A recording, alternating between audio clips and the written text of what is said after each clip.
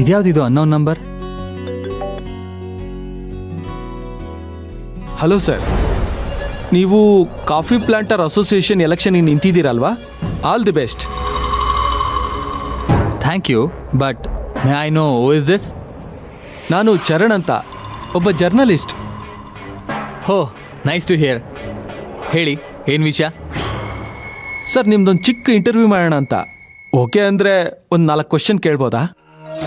Sure, ಕೇಳಿ. ನೀವು ಫಾರಿನಲ್ಲಿ ಬಂದವರಲ್ವಾ? ಇಲ್ಲಿ ಎಲೆಕ್ಷನ್ ನಿಂತಿದ್ದೀರಾ? ಹೇಗನ್ನಿಸ್ತಿದೆ election? It is a good opportunity for me. ನಿಜಕ್ಕೂ ತುಂಬ ಖುಷಿ ಆಗ್ತಾ ಇದೆ. ಸರ್, ನಿಮ್ಮ ಫ್ಯೂಚರ್ ಪ್ಲ್ಯಾನ್ ಏನು? ನಾನು ಹೊಸ ವೆಂಚರ್ ಶುರು ಮಾಡಬೇಕು ಅಂದ್ಕೊಂಡಿದ್ದೀನಿ. ಆಲ್ರೆಡಿ ಅದ್ರ ಕೆಲಸ ಶುರು ಮಾಡಿದ್ದೀನಿ. ಓ, ಗುಡ್ ಗುಡ್ ಸರ್. ತುಂಬ ವರ್ಷ ಫಾರಿನಲ್ಲಿದ್ದವರು, ಇಲ್ಲಿನ ರೀತಿ ನೀತಿಗಳೇ ಗೊತ್ತಿಲ್ಲ. ಅಂಥದ್ರಲ್ಲಿ ನೀವು ಯಾಕೆ ಎಲೆಕ್ಷನ್ಗೆ ಕಂಟೆಸ್ಟ್ ಮಾಡ್ತಿದ್ದೀರಾ? ಅದು ನಮ್ಮ ಫ್ಯಾಮಿಲಿ ಡಿಸಿಷನ್. ಹೌದಾ ಸರ್? ನಿಮ್ಮ ಫ್ಯಾಮಿಲಿಲಿ ಸಾಕಷ್ಟು ಸೀನಿಯರ್ಸು ಎಕ್ಸ್ಪೀರಿಯನ್ಸ್ಗಳಿದ್ದಾರಲ್ಲ, ಅವ್ರನ್ನೆಲ್ಲ ಬಿಟ್ಟು ನಿಮ್ಮಂಥ ಜೂನಿಯರ್ಸ್ನ ಯಾಕೆ ಸೆಲೆಕ್ಟ್ ಮಾಡಿದ್ರು ಅಂತ ಕೇಳ್ಬೋದಾ ಸರ್? ಅದೆಲ್ಲ ಗೊತ್ತಿಲ್ಲ. ಅದು ಬಂದು ಫ್ಯಾಮಿಲಿ ಡಿಸಿಷನ್. ಅದಕ್ಕಿಂತ ಹೆಚ್ಚಿಗೆ ನಾನೇನು ಹೇಳೋದಕ್ಕಾಗಲ್ಲ.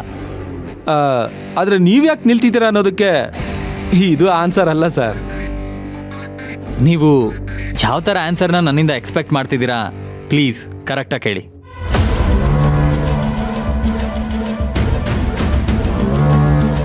ಅದು ನನಗೆ ಗೊತ್ತಿದೆ.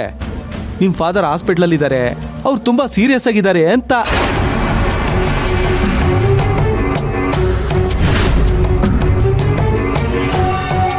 ಇದೆಲ್ಲ ನಿಮಗೆ ಗೊತ್ತಾಯ್ತು?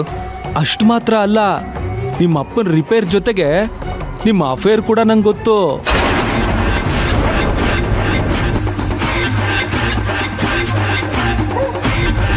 ಏನು ಹೇಳ್ತಾ ಇದ್ದೀರಾ ನೀವು? ಎಸ್, ನಂಗೆಲ್ಲ ಗೊತ್ತು. ಆದರೆ ನಂಗೆ ಗೊತ್ತಿರೋದು ಎಲ್ರಿಗೂ ಗೊತ್ತಾಗಬಾರ್ದಲ್ವಾ? ಹಾಗೆ ಈ ಟಾಪ್ ಸೀಕ್ರೆಟ್ ಲೀಕ್ ಆದರೆ ನಿಮ್ಮ ಫ್ಯಾಮಿಲಿ ಪ್ರೆಸ್ಟೀಜು, ನಿಮ್ಮ ಎಲೆಕ್ಷನ್ ಕ್ರೇಜು ಎರಡೂ ಕೊಚ್ಕೊಂಡು ಹೋಗ್ಬಿಡುತ್ತೆ. ಇದೆಲ್ಲ ಆಗಬಾರ್ದು ಅಂದರೆ ಅದನ್ನು ಬಾಯಿ ಬಿಟ್ಟು ಹೇಳಬೇಕಾ? ನಿಮಗೆ ಅರ್ಥ ಆಗಿರ್ಬೇಕಲ್ವಾ? ಈ ತಪ್ಪೆಲ್ಲ ಮುಚ್ಚಾಕಕ್ಕೆ ಸ್ವಲ್ಪ ಪೆನಾಲ್ಟಿ ಪೇ ಮಾಡಬೇಕಾಗುತ್ತೆ.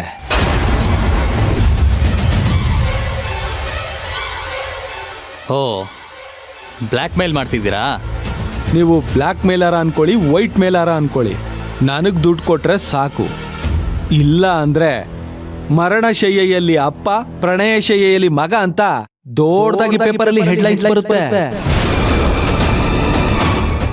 ಆಗ ನಿಮ್ದು ನಿಮ್ಮ ಫ್ಯಾಮಿಲಿದು ಇಬ್ಬರು ರೆಪ್ಯುಟೇಷನ್ ಹಾಳಾಗುತ್ತೆ. ಯೋಚನೆ ಮಾಡಿ. ಏನು ಎದುರಿಸ್ತಾ ಇದೆಯಾ? ನನ್ನ ಒಂದು ಸಿಂಗಲ್ ಪೈಸಾ ಕೊಡಲ್ಲ. ಅದೇನು ಮಾಡ್ತೀಯೋ ನಾನು ನೋಡೇ ಬಿಡ್ತೀನಿ. ಹಾಗೇನಾದರೂ ಬರೆದ್ರೆ ನನ್ನ ಫ್ಯಾಮಿಲಿ ರೆಪ್ಯುಟೇಷನ್ ಹಾಳಾಗಿದೆ ಅಂತ ನಿಮ್ಮ ಮೇಲೆ ಡಿಫಾರ್ಮೇಷನ್ ಕೇಸ್ ಹಾಕ್ಬಿಡ್ತೀನಿ. ಅಟ್ಲೀಸ್ಟ್ 5 years ಜೈಲಲ್ಲಿ ಕೊಳೆಯೋಗಿ ಮಾಡ್ತೀನಿ. ಇಡೋ ಫೋನು, ಇಡಿಯಟ್.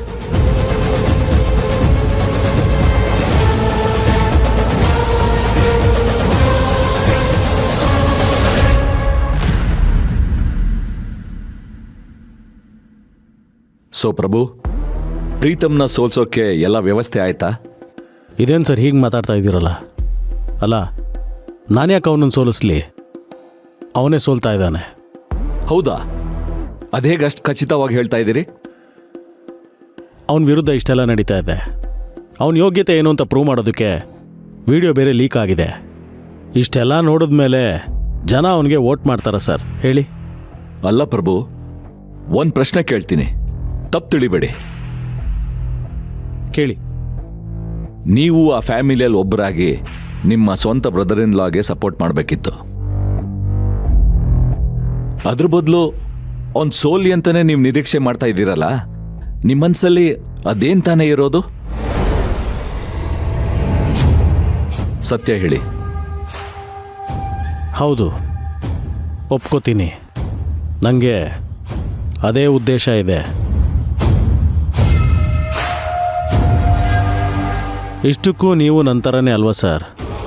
ಪ್ರೀತುಗೆ ಮೇಲಿಂದ ಸಪೋರ್ಟ್ ಮಾಡಿಕೊಂಡು ರಾಜಲಕ್ಷ್ಮಿಗೆ ಫೇವರ್ ಮಾಡ್ತಾ ಇದ್ದೀರಲ್ಲ. ಪರವಾಗಿಲ್ಲ ಪ್ರಭು, ರಾಮ್ ಜೊತೆ ಇದ್ದದ್ದಕ್ಕೂ ಸಾರ್ಥಕ ಆಯ್ತು. ಯಾವ ಹುತ್ತದಲ್ಲಿ ಯಾವ ಹಾವಿದೆ ಅಂತ ಪತ್ತೆ ಮಾಡೋ ಚಾಕಚಕ್ಯತೆ ನಿಮ್ಮಲ್ಲಿದೆ. ಎಸ್, ನಾನು ನಿಮ್ಮ ಮಾತನ್ನ ಅಕ್ಸೆಪ್ಟ್ ಮಾಡ್ತೀನಿ. ನಮ್ಮಿಬ್ಬರಿಗೂ ನಮ್ಮದೇ ಆದ ಉದ್ದೇಶ ಇದೆ. ಆದರೆ ನೀವು ಪ್ರೀತಮ್ನ ಸೋಲ್ಸ್ಬೇಕು ಅಂತಿರೋದು ಯಾಕೆ?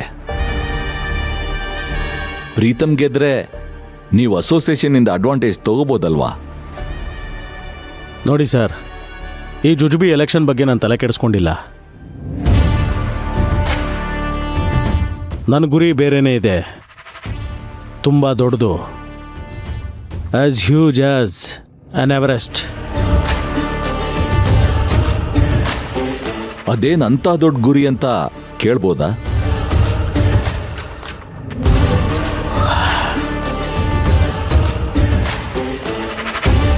ನಿಮ್ಮ ಹತ್ರ ಏನು ಸರ್ ಮುಚ್ಚುಮರೆ?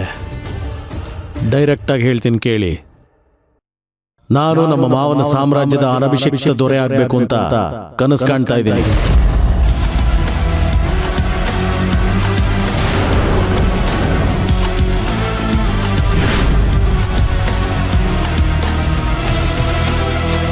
ಓ ಗ್ರೇಟ್. ಅಟ್ಲೀಸ್ಟ್ ಕೈಗೆ ಸಿಗದೆ ಇದ್ರು ದೊಡ್ಡದ್ರ ಬಗ್ಗೆ ಆಸೆ ಪಡೋದು ತಪ್ಪಲ್ಲ. ಡ್ರೀಮ್ ಬಿಗ್ ಅಂತ ಹೇಳಿದಾರಲ್ಲ. ನಿಮ್ಮ ಮಾತಿನ ಅರ್ಥ ಏನು? ಆ ಕುರ್ಚಿ ನನಗೆ ಸಿಗಲ್ಲ ಅಂತನಾ? ಅಲ್ಲ, ನೀವು ಕಣ್ಣು ಹಾಕ್ಬಿಟ್ರೆ ಆ ರಾಮ್ ತನ್ನ ಕುರ್ಚಿನ ಅಷ್ಟು ಸುಲಭವಾಗಿ ಕೊಟ್ಬಿಡ್ತಾನ? ನಿಮಗದು ಸಿಗುತ್ತೆ ಅಂತ ಹೇಗೆ ಯೋಚನೆ ಮಾಡಿದ್ದೀರಾ? ಸರ್, ನನಗಿಂತ ಎಫಿಷಿಯೆಂಟು, ಡಿಸರ್ವಿಂಗು ಆ ಮನೇಲಿ ಯಾರಿದ್ದಾರೆ? ನೋಡಿ ಪ್ರಭು, ಕಳೆದ ತಿಂಗಳವರೆಗೂ ಗಾಳಿ ನಿಮ್ಮ ಕಡೆನೇ ಬೀಸ್ತಾ ಇತ್ತು. ಆದರೆ ಈಗ ಗಾಳಿ ತನ್ನ ದಿಕ್ಕನ್ನೇ ಬದಲಾಯಿಸ್ಕೊಂಡಿದೆ. ಅದ್ ನಿಮಗೆ ಕಾಣಿಸ್ತಾ ಇಲ್ವಾ? ಏನು ನಿಮ್ಮ ಮಾತಿನ ಅರ್ಥ? ಈಗ ತೇಜು ಸೀರಿಯಸ್ ಆಗಿದ್ದಾನೆ, ಆಫೀಸ್ಗೂ ಹೋಗ್ತಾ ಇದ್ದಾನೆ. ಪ್ರೀತಮ್ ಎಲೆಕ್ಷನ್ ಕಾಂಟೆಸ್ಟ್ ಮಾಡ್ತಾ ಇದ್ದಾನೆ. ಅವನೇನಾದ್ರೂ ಎಲೆಕ್ಷನ್ ಗೆದ್ದ ಅಂತಾನೆ ಇಟ್ಕೊಳ್ಳಿ, ಅವನೇ ನಿಮಗೆ ಕಾಂಪಿಟೇಟರ್ ಆಗ್ತಾನೆ.